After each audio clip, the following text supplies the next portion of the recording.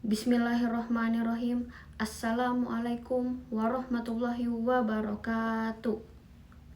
Pertama-tama, marilah kita panjatkan puja dan puji syukur kita atas kehadiran Allah Subhanahu wa Ta'ala yang telah melimpahkan rahmat dan hidayatnya sehingga kita dapat berkumpul pada acara memperingati Hari Pendidikan Nasional ini. Sholawat serta salam senantiasa kita ajungkan kepada junjungan kita Nabi Agung Muhammad Sallallahu Alaihi Wasallam yang kita nantikan syafaatnya di dunia maupun di akhirat. Pendidikan merupakan sebuah faktor penentu kemajuan suatu bangsa. Dengan sumber daya manusianya yang maju, pasti bangsa ini akan maju. Dan cara paling utama untuk memajukan sumber daya manusia adalah melalui pendidikan. Perkenalkan, nama saya Ataya Salsabila. Berdirinya saya di sini, saya ingin menyampaikan sebuah pidato singkat saya yang saya beri judul Kontroversi Ujian Nasional. Ujian nasional atau UN pada tahun 2020 telah dikabarkan akan menjadi ujian nasional yang terakhir. Menteri Pendidikan dan Kebudayaan yaitu Pak Nadiem Makarim mengatakan pada tahun 2021 ujian nasional akan diganti menjadi asesmen kompetensi. Banyak pihak-pihak yang pro kontra akan dihapusnya ujian nasional ini, tetapi menurut saya pribadi, saya sangat setuju ujian nasional dihapuskan karena siswa menjadi stres. Banyak siswa yang belajar menghafal karena dari awal seolah-olah pendidikan Indonesia untuk menjawab soal-soal. Padahal bagi Ki Hajar Dewantara, belajar itu mengajarkan cara berpikir, bernalar, bukan cara menghafal. Bagi Ki Hajar Dewantara, belajar itu adalah taman. Jadi sesungguhnya belajar itu adalah sesuatu yang sangat menyenangkan. Seseorang yang mempunyai rasa ingin tahu yang tinggi itu sebenarnya disebut dengan belajar.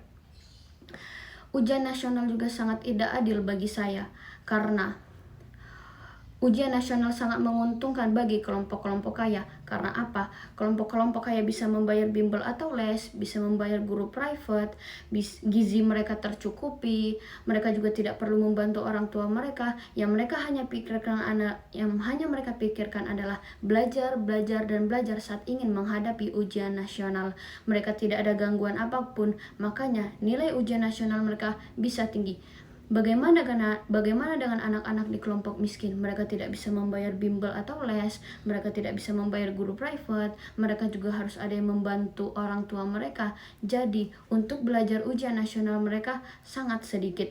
Itu yang pertama. Yang kedua, misalnya di SMP.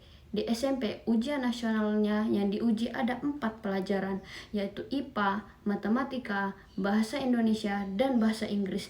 Jika siswa ini jago di IPS tetapi dia lemah di pelajaran IPA, apakah kita bisa bilang anak ini anak yang bodoh? Tidak. Jika siswa ini jago di menggambar tetapi dia lemah di pelajaran matematika, apakah kita bisa bilang anak ini anak yang bodoh? Tidak. Siswa tidak bisa dikatakan bodoh jika nilai ujian nasionalnya buruk. Siswa belajar selama 3 tahun, puluhan dan ratusan konsep sudah ia pelajari untuk satu pelajaran, tetapi ujian nasional hanya mencakup 40 soal pilihan ganda yang mengerjakan hanya dalam waktu 2 jam. Tidak mungkin bisa mengukur penguasaan siswa pada kurikulum yang telah ia pelajari selama 3 tahun hanya dalam waktu 2 jam. Indonesia itu kan beragam, bukan seragam. Kecerdasan siswa itu berbeda-beda.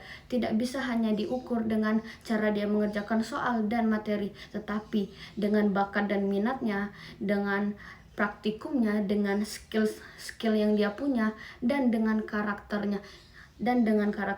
Jadi, saya sangat setuju. Asesmennya sudah berbeda. Tidak ada kata bodoh, tidak ada kata tidak cerdas jika nilai ujian nasionalnya tidak lulus. Albert Einstein pernah berkata,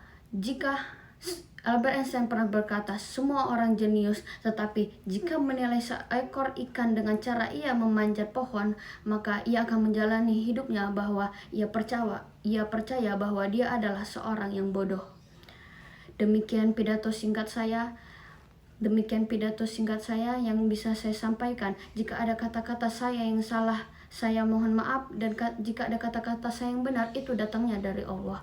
Saya ucapkan terima kasih atas waktunya dan perhatiannya hadirin. Saya akhiri. Wassalamualaikum warahmatullahi wabarakatuh.